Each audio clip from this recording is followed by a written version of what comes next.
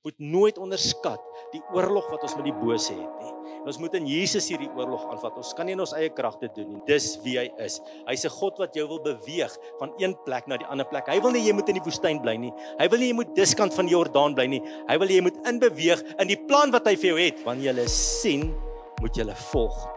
Die prys is te hoog om Jesus in jou lewe nie te hoor nie. Welkom by Simfonie se podcast.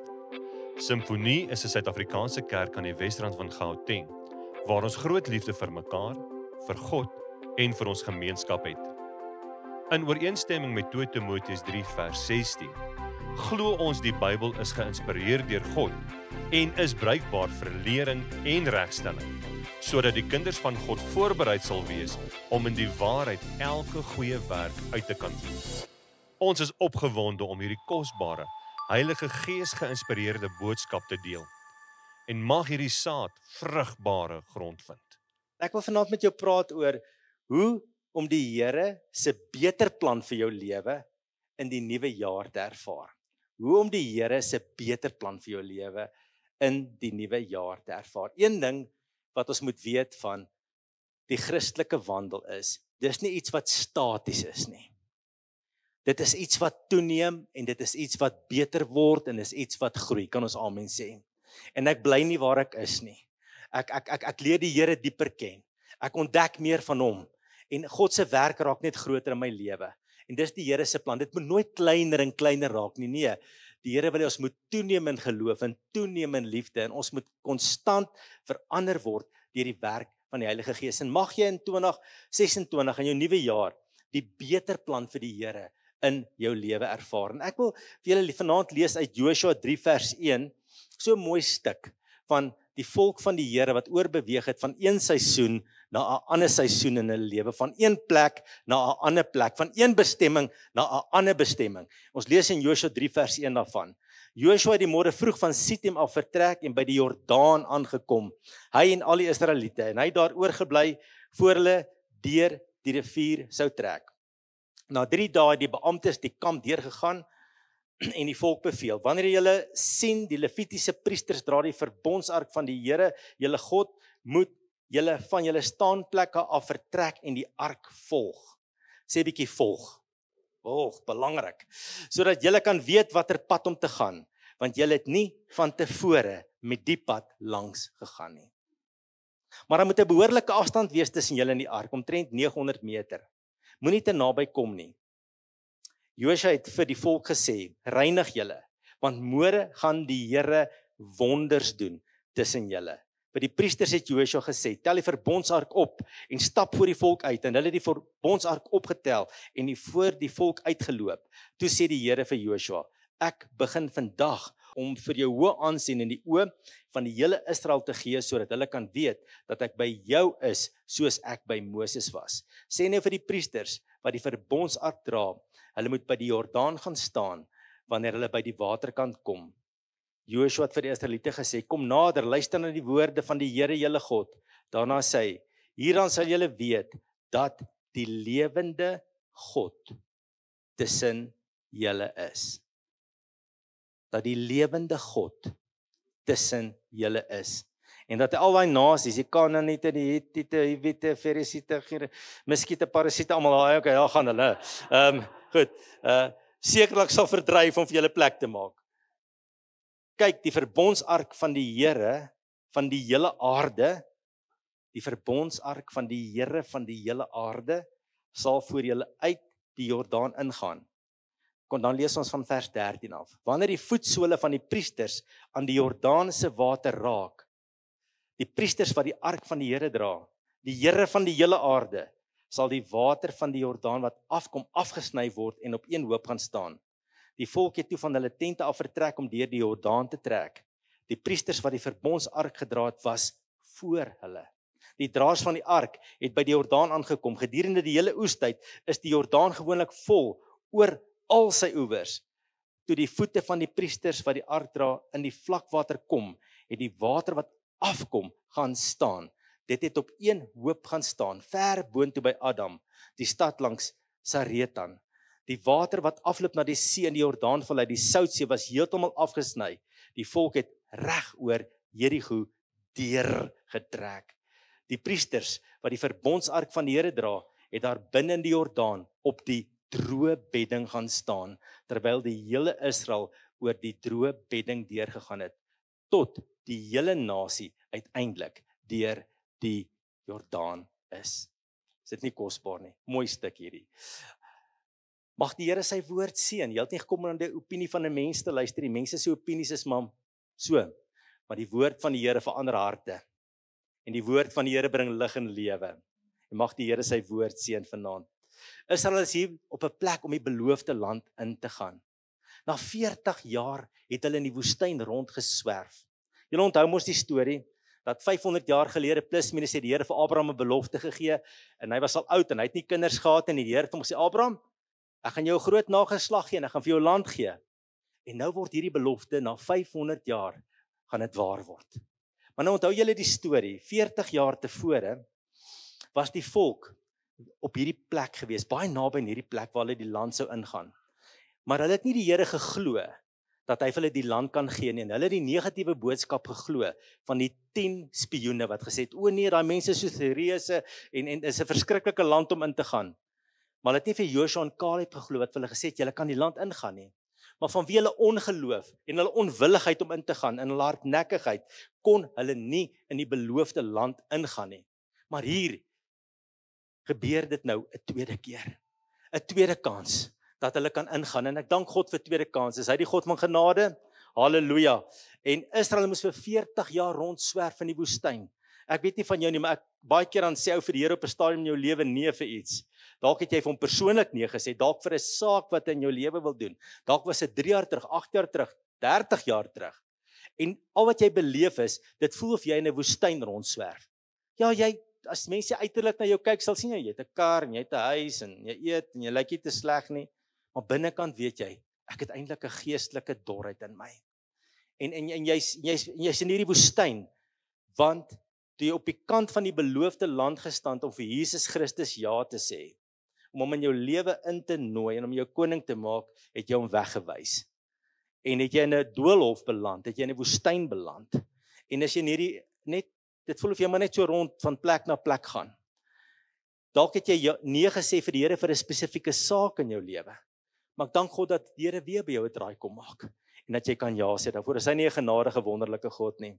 En daarom mag jy oormôre op jou knieë gaan val voor die voete van die Here en sê, Here, ek sê ja. Met alles in my sê ek ja. Neem my lewe, Jesus, kom wees die koning van my hart. Here, kom neem my lewe in besit. Ek wil doen wat U wil hê. Ek wil nie my eie planne lewe nie, want dit laat my in 'n geestelike woestyn beland, Here. Dit laat my op 'n plek beland waar ek nie diep in my menswees gelukkig is nie, waar ek verwyderd van God voel. Val op jou knieë en sê, Here, wat U van my vra, dan sê ek ja. Ek sê ja. Maar daar's 'n probleem vir Israel. Tussen hulle in die beloofde land is hierdie rivier wat op hierdie stadium in vloed is. Hulle reken hy was 'n paar kilometer dalk in sy wyd gewees en hy was baie diep gewees en hulle kon nie deurgaan nie en dit het hulle geblokkeer om in te gaan in die beloofde land, dit wat God vir hulle wou gee. En so gebeur dit in my en jou lewe baie keer, dan weet ons die Here het my iets meer beskik. Hy het my meer beskik in my lewe, want dit voel vir my daar's 'n blokkasie. Ek kan dit nie deurbreek nie. Soms is dit die teenstand van die duiwel en die bose. Moet nooit onderskat die oorlog wat ons met die bose het nie. En ons moet in Jesus hierdie oorlog aanvat. Ons kan nie in ons eie krag dit doen nie, né? Baie keer is daar teenstand wat ons beleef. Soms is dit mense in jou lewe, soms is dit slegte omstandighede of slegte ervarings wat jy beleef. Dit is soos 'n rivier vir jou en jy kan dit nie deurgaan nie. Soms is dit jouself, ou dinkpatrone, ou maniere van doen. Dis is 'n Jordaan voor jou en jy kan dit nie deurbreek na God se beter in jou lewe, na die beloofde land toe, dit wat die Here vir jou instoor het nie. Maar hoor die goeie nuus, daar's geen Jordaan wat vir die Here te moeilik is om oop te maak vir jou. En jy kan jy haleluja sê. En op elke plek in jou lewe, geestelik, emosioneel in jou verhoudings, in jou selfs in jou tydelike lewe, jou finansiële lewe, kan hy vir jou Jordane oopmaak. Dis wie hy is. Hy's 'n God wat jou wil beweeg van een plek na die ander plek. Hy wil nie jy moet in die woestyn bly nie. Hy wil nie jy moet diskant van die Jordaan bly nie. Hy wil jy moet inbeweeg in die plan wat hy vir jou het, want die Here het wat beloof. Hy het Kanaan beloof vir hulle. Hy het gesê daar's 'n beloofde land. En vir 3 dae sit hulle op die oewer van hierdie rivier. Kan julle dink hoe staan hulle in hierdie rivier en kyk en hulle dink ons moet oorgaan. hoe gaan ons hier oorkom? En ek kan nie dink hoe's daar in die tente gepraat, in die etenstafel, hoe die manne vir hulle vroue gesê, ons weet nie hoe gaan ons hier deurkom nie. Ek weet nie, hulle dalk oorweldig gevoel. En soms voel ons ook so, dat voel of niks skuif nie, of niks verander nie. Maar hoor vandag die woord van die Here, dat hy kan jou deurvat, dat sy beter plan in jou lewe. Maar hoe gaan dit gebeur? Net 3 goedjies vinnig vir julle. Die eerste ene, wees bereid met jou oë gefestig op Jesus, om saam met die Heilige Gees te beweeg na sy beter plan vir jou lewe. Kyk wat staan daar in Joshua 3 vers 3. Wanneer julle sien die Levitiese priesters dra die verbondsark van die Here julle God, moet julle van julle staanplekke af vertrek en die ark volg. Die 2 baie belangrike woorde, wanneer julle sien, moet julle volg. Wat het ek en jy voor oë? Wanneer ek Jesus voor my hou, in die Heilige Gees se leiding volg, wanneer ek die woord van God in my lewe inneem en dit volg, dan vat dit my ergens heen. Ek bly nie staties op een plek. Ek kan nooit staties bly as ek my oë op Jesus het, die woord lees, na die Heilige Gees luister nie. Dit vat my na 'n plek toe. Dit vat my na God se beter toe. En dis die boodskap vanaand. God wil jou verder vat as waar jy is vanaand. Die ark wat voor hulle uitgeloop het, was mos daai houer gewees. So amper 1,25 meter lank, so 75 cm hoog en breed, waar binne die 10 gebooie was met goud oortrek. En dis waar die Here sy teenwoordigheid geopenbaar het. Dis waar die geopenbaarde teenwoordigheid van die Here was. Nou julle moet onthou, die Here se teenwoordigheid is oor die hele aarde, maar by daai plek, daai spesifieke houer wat met goud oorgetrek was, het die Here gekies dat sy geopenbaarde teenwoordigheid sal wees. En niemand kon daardie ark, daardie goudhouer, sommer net met oneerbiedvolheid hanteer nie. Dit was 'n baie belangrike saak gewees. Dit moes op 'n spesifieke manier hanteer gewees het. Dit was die teenwoordigheid van die Here. En die volk kry die boodskap. Net as julle die ark sien beweeg, moet julle beweeg. As dit nie beweeg nie, bly julle stil staan. Waarna verwys die ark? Ons weet dit verwys na Jesus Christus. Hy is die vervulling van al die simbole van die Ou Testament. Hy is die vervulling van die Ou Testament. Alles is in hom vervul. Jesus sê self in Johannes 5 vers 39 dat die hele Ou Testament oor hom praat. Die skrifte praat alles oor hom. Daarom sê Hebreërs 12 vers 1, laat ons die wedloop wat vir ons voorlê met volharding hardloop, die oog gefestig op Jesus. Die oog gefestig op Jesus. As die Heilige Gees nie beweeg nie, beweeg ek nie. Maar net waar hy gaan ek. Daarom moet ek en jy in hierdie nuwe jaar 'n fyn aanvoeling ontwikkel. Ons moet daarop let om ingestem te wees om Jesus te hoor in sy woord en wanneer hy deur sy Gees met ons praat. Ek praat vanaand met mense in hierdie kerk. En ek wil jy moet mooi hoor. Jou lewe hang daarvan af. Jou huwelik hang daarvan af. Jou finansiële voorspoed hang daarvan af. So baie dinge in hierdie jaar wat voor lê gaan afhang van hoe jy ingestem gaan wees op Jesus. Hoe jy gaan luister na sy woord en na die Heilige Gees. As jy nie gaan luister nie en nie gaan beweeg nie, gaan jy aan daardie kant van die Jordaan in die woestyn bly in jou lewe. Maar as jy gaan luister, sal God vir jou groot dinge doen en hy sal jou oorvat na die beloftes wat hy vir jou het. Julle weet, ons moet ingestem wees as huwelikspaartjies wat God se plan vir ons is. Moet luister. Wat wil die Here doen? Wanneer jy moet nou luister, fyn luister, né? Dalk 'n bietjie meer date. Die Heilige Gees praat nie net altyd groot goed wat groot teologiese goed is nie. Hy praat baie keer nie eenvoudigste goed met ons en hy sal vir jou sê, jou vrou het jou nodig. Maar staan bietjie by haar stil. Mevrou, die Heilige Gees gaan baie met jou praat en vir jou sê, behandel jou man mooi, met respek. En wanneer hy dit vir jou sê, dan sê hy, ek sien Jesus. Ek sien nie. En ek hoor Heilige Gees, ek sien nie beweeg. En as jy gaan reageer, gaan die vrede en die liefde van God in jou huis inkom, kan jy amen daarop sê. Maar wanneer ek dit nie gaan doen nie, ek gaan in my hardkoppigheid voortploeter. Ek gaan altyd meneer reg of mevrou reg wil wees. Kyk maar wat gebeur in so 'n huis. Kyk die woestyn wat jy tref in so 'n huis. Dis 'n woestyn. Dan gaan die Here vir jou vra, dat jy tyd met jou kinders moet spandeer om saam met hulle Bybel te lees en om hulle te leer van Jesus se hart en om hulle te vertel wat aangaan en saam met hulle bid. Baie belangrik. En om net daai klein stappies te neem. Ja, ek weet die Heilige Gees gaan vir van ons groot opdragte gee en massiewe opdragte gee. Maar ek het gevind meerentyd in my lewe praat hy in die kleine met my. Want sê Jesus nie as jy in die kleine getrou is, sal jy in die groote getrou wees nie. En daarom as ek in die fyne om raak lees, kan hy my met die groote vertrou. En ons moet ingestem wees om te sien, waar gaan die ark heen? Hierdie nuwe jaar, julle, 'n fyn ingestemdheid. As die ark beweeg, as Jesus beweeg, as die Heilige Gees beweeg, dan beweeg ek saam met hom. Dit wat hy in my wil doen, dit wat hy deur my wil doen, dit wat hy vir my wil doen. En weet jy, as ek en jy mooi en fyn ingestem gaan wees, julle, dit vat harde werk. Dit vat fokus. Kyk, as die lewe gebeur, ek weet nie van julle nie, maar soms voel ou nie baie geestelik nie. Of is dit net ek? Stap tydens wat ook nie geestelik voel nie, kan ek, of is ek alleen? Okay, nee, ek sê maar nog 'n paar sondaars. Welkom. Maar die prys is te hoog. Die prys is te hoog om Jesus in jou lewe nie te hoor nie. Om sy woord nie te gehoorsaam nie en om die Heilige Gees nie te volg nie. En my gebed is dat as jy oor 30 jaar van nou of 20 jaar en 10 jaar van nou af terugkyk oor 2026 dat jy sal sê dit was 'n jaar wat God hom groot goed in my lewe gedoen het. Dit was 'n jaar. Ek het die Here se hand in beweging in my lewe gesien.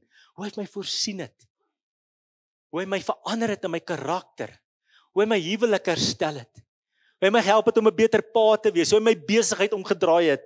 Ek het die Here gesien in my lewe. Want as jy gaan terugkyk oor 30 en 20 en 10 jaar, gaan jy sê, maar daar was 'n goue sleutel gewees. En dit was, as die ark beweeg, dan moet ek beweeg. As hy nie beweeg nie, beweeg ek nie. Dis die goue sleutel. En die Here wil vir ons wat hier so is vanaand sê, ek wil jou vat van oorwinning na oorwinning. Ek wil jou deurvat na my groter en beter plan vir jou lewe. Kyk wat sê Josua 3 vers 4, dis verskriklik belangrik om ingestem te wees op die stem van Jesus deur die Heilige Gees, sodat jy kan weet watter pad om te gaan, want jy het nie van tevore met die pad langs gegaan nie. Ek en jy die Here nodig om hom te volg. Het julle geweet hoeveel keer kom die woordjie ark, verbondsark in hierdie gedeelte voor? Tussen 12 en 14 keer, hang af wat 'n vertaling jy lees. In 17 verse, wat net vir ons sê, hey, hier's 'n boodskap. Kyk wat hier om jou aangaan. Wees ingestem op Jesus, wees ingestem op die leiding van die Heilige Gees. Maar die tweede belangrike ding wat ons moet doen is, so die eerste een is, hou Jesus in oog en volg die Heilige Gees. En dan die tweede ene, wees gewillig om jouself ten volle aan die Here te gee. In Josua 3 vers 5 staan daar, reinig julle, want môre gaan die Here wonders doen tussen julle. Die een vertaling sê heilig julle. Die een vertaling sê wy julle aan die Here toe. En wat beteken hierdie woordjie in Hebreëus as jy dit nou gaan lees? Dit beteken om iets eenkant te sit en tot beskikking en tot gebruik van die Here te stel en te sê dis die Here sinne. So wat die Here vir die volk sê, hey, sonder julle af vir my. Julle is myne. En ek wil tussen julle met my magtige wonders kom werk. Maak julle harte skoon, kry julle gedagtes skoon. Ek wil groot dinge in julle lewe kom doen. So hulle moes 'n klomp goed agtergelaat het en hulle toegewy het aan die Here. Wat moet ek en jy agterlaat in 2025? Dalk 'n klomp gedagtes wat ons moet agterlaat. Weet julle wat is een van die groot strategieë van die vyand in hierdie tyd waarin ons lees? Om ons gedagtes so te vul met prente en boodskappe dat ons so besig is. Jy kom by die huis, jy sit die televisie aan. As jy die aand gaan lê, dan scroll jy. En jy kyk hierdie short video clips. Daai goed is verskriklik verslawend, hè? As jy kyk, hoe het 'n uur verby gegaan? Jy weet, die een ou spring hoor, die ander ou rol en die bees hardloop die ou om en die kar maak 'n ongeluk. Dis soos, jy weet, hy vat jou net. Het julle geweet, hulle sê, om klomp van hierdie kort video's te kyk en jou oormatig bloot te stel aan sosiale media, maak jou verskriklik dom. Ek sê dit nie, hulle sê dit. Okay, as ek praat, hulle sê, jy kan nie my kwaad wees nie. Hulle sê, dit impakteer jou kognitiewe vermoëns. Kyk, ek moet 'n groot woord vanaand gebruik dat julle ook dink ek is slim. Nou goed. Hulle sê jou konsentrasie vermoë neem af. Jy begin sleg onthou. Hulle sê jou kritiese denke neem af. Jou helder denkendheid neem af. Jy word emosioneel en fisies moeg. Want dit affekteer jou slaappatroon. Gewoonlik as jy in die bed lê, moes al 'n uur terug geslaap het, nou is jy besig nog om te scroll, né? Angstigheid, want dis gewoonlik slegte nuus, né? Ongelukke en oorlog en jy word hierdie angstige mens. Hulle sê jy omdat daar so 'n dopamien oorafskeiding in jou brein is, jy half verslaaf raak aan hierdie goed. Is gewone goed soos om 'n boek te lees, om net in die tuin te sit en 'n teetjie te drink, raak boring. Jy verleer hoe om te leef. Want alles moet altyd exciting wees. Ja, is so. Alles moet altyd teen die spoed van witlig gebeur. Want jy kan nie net rustig wees en 'n boek lees en 'n gewone gesprek hê nie. Jy's altyd jittery, jy weet, jy's altyd aan die gang. Jy moet altyd vermaak word.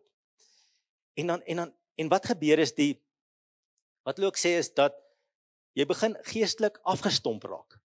Want skielik vul die Bybelse inhoud nie meer jou brein nie. Want jy lees nie meer Bybel nie. En skielik is daar so min van die woord van God in jou, dat wanneer die Here met jou wil werk, is daar so min om mee te werk. En jy word arm geestelik. En daarom moet ons 'n klomp goed agterlaat in 2025 en sê, my gedagtes gaan ek reinig. Ek gaan nie op allerhande sosiale media en sites waar eksplisiete goed is en flieks kyk en wêreldse en negativiteit en wêreldse opinies my gedagtes vul nie. Ek gaan dat God se woord my vul en ek gaan baie slim werk met sosiale media dat dit my 'n blessing is, want dit is 'n baie wonderlike middel. Emosies. Ek moet bitterheid en wrokke en voordoele en al hierdie goed agter sit. Verwyte en kwaad wees en jaloesie. Ek sit dit agter my. Ek vat dit nie saam met my in die nuwe jaar nie. My liggaam. Julle kan sien, ek gym, né? Ek wil net sê, nee, is nie waar nie. Ek het afgelope weet julle alles is COVID se skuld. Kom aan julle. Voor COVID het ek geoefen. Okay, maar na COVID het dit moeilik gegaan. Ou se ritme is gebreek, maar om daai ding weer terug te leer is moeilik. Maar ou moet kyk na jou liggaam. Ek is 'n soetant. Wie van julle is nog sonder soetante? Emosionele eters. Hou op. Ek het maats in hierdie kerk. Julle kan as ek baie dankie. Emosionele eters. Julle dis krikke. Of ons dit nou wil weet of nie. Hulle spot altyd dat suiker is maar 'n matige verdowingsmiddel. Is dit nie so nie? Dit werk op 'n selfe goed wat swaar verdowingsmiddels werk in jou brein. En sê Here, dis my liggaam. Ek moet mooi na hom kyk. Ek moet sekere gewoontes agterlaat. Ek moet nie daai goed as krikke gebruik en om die lewe nou op 'n kunsmatige manier mooier te maak nie, want dis 'n kunsmatige manier. Ander gebruik allerlei goedjies wat jy snyf en rook en spuit en substansies, drink, net om beter te voel. En al daai goed wat ek nou vir julle sê, neem die plek van die Heilige Gees in jou lewe. En ons moet leer dat die Heilige Gees die een is wat vir ons die vrede en die rustigheid in ons lewe bring. Ek kyk na my lewe, hoe ons seksualiteit uitoefen. Ons leef in 'n tyd waar daar geen norme is en geen standaarde op hierdie goed is nie. En ons is soms so bang oor hierdie goed te praat. Maar weet julle, daar's 'n tyd dat jy sê, hey, is tyd vir trou, hoor. Hierdie wat ons doen, is tyd vir trou. Tyd vir trou. Kom ons begin troureëlings tref. En jy weet gewoonlik wie die skuldig is as jy met hulle praat en sê, hoekom trou hulle nie? Dan sal een altyd so maak. Nou weet jy is die sondebok, né? Hierdie is gereed, maar daai is nie gereed nie. Maar ons los goed agter, want my liggaam is 'n tempel van die Here. So ek los wat in my gedagtes, my emosies en my liggaam is, los ek agter in die jaar. En ek volg die Heilige Gees van God. Kan ons haleluja sê? Ons los 'n klomp goed agter. Ek wil net iets by sê. Want ons oor hier goed praat, beteken dit nooit ons is perfek nie. Ons hou aangroei, ons maak foute, ons vra gereeld vergifnis vir die Here wanneer ons weer ons knieë stikkend val. Ons leef maar altyd uit genade. Ons fokus is, Here, ek wil U volg. Here, ek wil agter U aanloop. Ek is nooit perfek nie. Ek leef uit genade uit. Here, maar ek vra U, help my om U te volg. So, laaste punt wat ek nou vir julle gaan sê, en dan gaan ons by die nagmaaltafel aansit. Die eerste een is, hou jou oog op Jesus. en volg die Heilige Gees. Kan ons almal om daarin kry. Die tweede ene is, en dis 'n moeilike een, want dit is 'n radikale besluit wat jy maak, is om te sê, Here, ek gee my ten volle vir U. Ek is die Here se. Ek is nie my eie nie. Ek behoort aan die Here. En ek heilig myself. Dis 'n pad. Ek groei daarin, maar ek wil die Here behaag in hoe ek lewe, wat ek eet, hoe ek oefen, hoe ek praat, wat ek kyk. Ek los 'n klomp goed agter om my aan die Here te wy. En dan die derde ene, wees altyd gereed om die Here te glo en te gehoorsaam en om te sien wat 'n groot dinge hy in jou lewe gaan doen. Kyk wat staan daar in vers 11. Kom ons gaan na vers 13 toe. Wanneer die voetsole van die priesters aan die Jordaanse water raak, die priesters wat die ark van die Here dra, die Here van die hele aarde, sal die water van die Jordaan wat afkom, afgesny word en op een hoop gaan staan. Julle, ons dien 'n groot God. En jou toewyding en jou soeke na God en jou gehoorsaamheid ontsluit sy ingryping.